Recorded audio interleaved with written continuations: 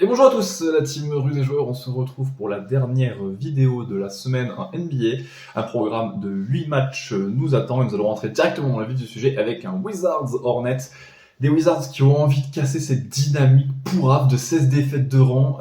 Les Wizards, honnêtement, ils se rapprochent dangereusement des Pistons 2023-2024 qui, eux, détiennent le record all-time de défaites en NBA, à savoir 28.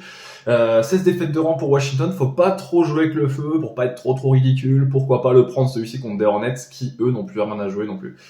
Sixers, Pelicans, des Sixers toujours plus inquiétants.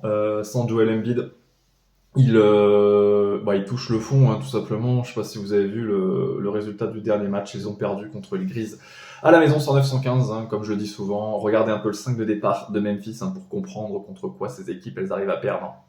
Il y avait, voilà, encore, il avait une tête quand même, ce 5 de départ. Là, il y avait Williams Jr., Aldama Jackson Jr., Luke Kennard et John Conchar, mais toujours pas de Desmond Bane, Ja Morant, Marcus Smart. Mais bon, ils ont quand même réussi à perdre les Sixers et à la maison, dans le Wells Fargo Center, et ils ont perdu 2 places au classement. Ils se retrouvent dans une dangereuse posture à la 7e position de cette conférence Est. Attention donc aux Sixers de ne pas faire trop n'importe quoi. Cavaliers Wolves, je donne ma préférence aux Cavaliers à la maison face à Minnesota qui a perdu peut-être pour la saison Karl Anthony Towns. Cleveland à la maison devrait faire le job normalement. Knicks Magic, l'une des plus belles affiches pour moi de cette carte. Le seul problème, c'est toujours ces blessures, hein, du côté de New York. C'est pour ça les cotes sont assez sympas. Orlando, j'ai envie, je pense comme de nombreuses personnes, de saluer le boulot qu'ils sont en train de faire. C'est quand même incroyable.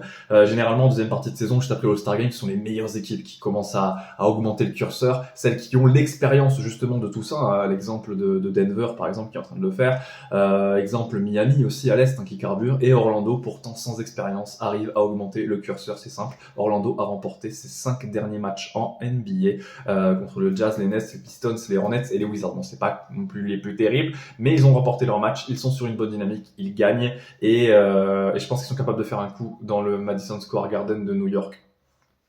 Moitié de cette carte, n'oubliez pas, on part avec Parion Sport en ligne pour cette vidéo. Parion Sport en ligne qui vous offre un magnifique bonus à hauteur de 100 € en crédit de jeu non retirable, que le pari soit gagnant ou perdant. La mécanique est simple, le bonus est fluide et il vaut le coup d'être tenté, pourquoi pas sur une grosse cote comme vous allez le voir avec la deuxième partie de ce tableau qui arrive juste après Grizzlies Hawks.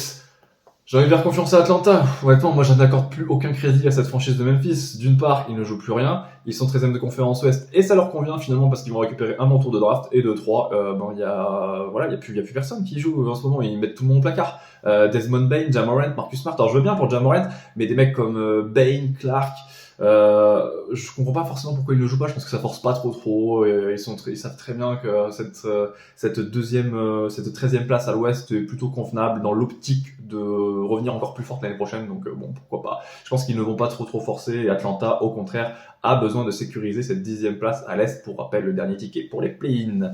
Nous allons enchaîner avec un Thunder Heat. Préférence pour cette rencontre au Thunder. Pour rappel, hein, le Thunder à la maison, c'est un bilan de 24 victoires pour 6 défaites, hein, donc l'une des meilleures équipes de la ligue à la maison, même bilan que Denver, hein, pour vous dire un peu la solidité des hommes de Coach Genio à la maison. Et du côté de Miami, on est en back-to-back. Hein. On est en back-to-back et ça devrait jouer énormément pour cette rencontre. Miami qui est en back-to-back après son match face à Dallas dans le Texas. Blazers Rockets. Honnêtement, c'est un peu le match à la vie à la mort pour les Rockets, dans le sens où on le sait, je vous le répète systématiquement, mais bon, c'est très factuel. Houston à la maison et en déplacement, c'est Dr. Jekyll et Mr. Hyde. Il a 2 visages, cette équipe. Elle ne gagne que 20% de ses rencontres en déplacement contre 66% de succès à la maison. 20% en déplacement. Espérons qu'ils vont réussir à battre des Blazers qui, eux, sont 14e de conférence Ouest, qui ont perdu leurs 2 derniers matchs et qui n'espèrent plus rien. C'est un match, comme je le dis, à la vie à la mort pour Houston, dans le sens où je pense que si celui-ci le perd, l'écart déjà qu'il est immense avec la 10e place va se creuser mentalement. Ça va être une défaite horrible face à des Blazers. Je pense qu'ils sont obligés, Houston, de le prendre s'ils veulent encore avoir une chance de jouer le play-in. Parce que pour rappel, les playoffs et le play-in, ça commence dans un peu plus d'1 mois.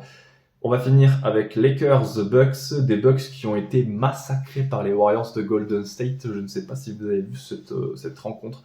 Ils ont été massacrés par les Warriors. Ils ont notamment mangé un 32-9 dans le dernier quart-temps. Golden State, on le sait, c'est redoutable. C'est le champion 2022 en titre. Et Milwaukee, pourtant, il y avait Giannis, pourtant il y avait Lillard. Mais comme on le dit, cette équipe, elle n'est pas prête encore. Elle n'est pas prête, et ça qui est dangereux pour Milwaukee, c'est qu'elle n'est absolument pas prête pour l'instant à lutter avec les meilleures équipes de la conférence Est et Ouest.